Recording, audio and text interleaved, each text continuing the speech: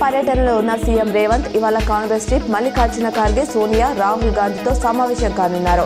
BC బిల్లును ఆమోదించేలా కేంద్రంపై ఒత్తిడి పెంచాలని ఆ నేతలను కోరనున్నారు. మరోవైపు కులగణన, బీసీ రిజర్వేషన్లపై పార్టీ ఎంపీలకు ఇవాళ సాయంత్రం సీఎం పవర్ పాయింట్ ప్రజెంటేషన్ ఇవ్వనున్నారు. పీఎం కుసుమ్ పథకంలో భాగంగా తెలంగాణకు కేంద్రం 20,000 సోలార్ అగ్రికల్చర్ పంప్ సెట్లు కేటాయించిందని కేంద్ర మంత్రి కిషన్ రెడ్డి తెలిపారు. అన్ని ప్రభుత్వ పాఠశాలలు, వసతి గృహాలు, రెసిడెన్షియల్ స్కూళ్లలో కామన్ డైట్ మెనూ పక్కాగా అమలు చేయాలని నిజామాబాద్ జిల్లా కలెక్టర్ టి. వినయ్ కృష్ణారెడ్డి అధికారులను ఆదేశించారు. బుధవారం ఆయన మాట్లాడుతూ ప్రభుత్వం నిర్దేశించిన విధంగా డైట్ ప్లాన్ను అనుసరిస్తూ విద్యార్థులకు నాణ్యతతో కూడిన పౌష్టికాహారం అందించాలని సూచించారు.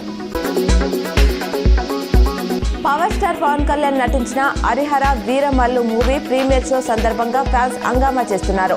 తెలుగు రాష్ట్రాలతో పాటు బెంగళూరు, బళ్ళారిలోనూ పలు థియేటర్ల వద్ద అభిమానులు సందడి చేస్తున్నారు. స్క్రీన్ పై పవన్ కనిపించగానే ఈలలు కేకలతో సందడి చేసేందుకు ఫుల్ జోష్తో రెడీగా ఉన్నారు.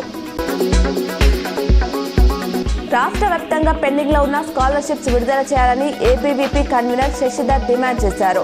నగరంలోని ప్రెస్ క్లబ్ లో మీడియాతో మాట్లాడారు. రాష్ట్రంలో చదువుకునే పేద, బడుగు, బలహీన వర్గాలకు చెందిన డిగ్రీ, పీజీ విద్యార్థుల స్కాలర్షిప్స్ ఫీజు రియంబర్స్మెంట్ రాక తీవ్ర ఇబ్బందులు పడుతున్నారన్నారు. నిజామాబాద్లో వర్షం దంచుకొట్టింది. వర్షం కురవడంతో రైతన్నలు హర్షం వ్యక్తం చేస్తున్నారు. అయితే వర్షాకాలం ఆరంభంలోనే వర్ణుడు ముఖం చాటేశాడు. దీంతో దుక్కు దున్ని నాట్లు వేసిన అన్నదాతలు ఎప్పుడు వర్షం కురుస్తుందోనని ఆకాంక్ష వైపు చూస్తున్నారు. బుధవారం కురిసిన వర్షంతో కాస్త రైతన్నలకు ఉపశమనం లభించింది.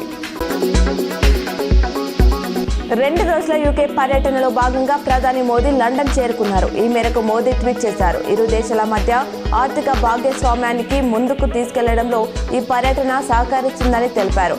అభివృద్ధి, ఉపాధి కల్పనపై దృష్టి పెడతామని పేర్కొన్నారు. మరోవైపు ప్రవాస భారతీయులు మోదీకి స్వాగతం పలికారు. వైద్యారోగ్య శాఖ ప్రజలకు మెరుగైన సేవలు అందిస్తూ ప్రభుత్వ ఆసుపత్రులపై నమ్మకాన్ని పెంపొందించాలని కలెక్టర్ టి. వినయ్ కృష్ణారెడ్డి సూచించారు.